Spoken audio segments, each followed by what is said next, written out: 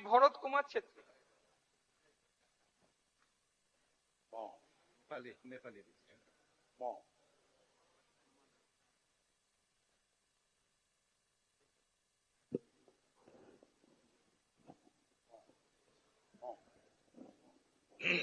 म भरत कुमार छेत्री पश्चिम बंगाल विधानसभाको सदस्यको रूपमा निर्वाचित भएकोले ईश्वरको नाममा शपथ ग्रहण गर्दछु कि विधिपूर्वक प्रतिष्ठित भारतको संविधान प्रति साँचो विश्वास र भक्ति गर्नेछु कि भारतको सार्वभौमिकता एवं अखण्डताको रक्षा गर्नेछु अनि जुन कर्तव्य पालन गर्न लागिरहेको छु त्यो विश्वास र निष्ठापूर्वक पालन गर्नेछु। धन्यवाद।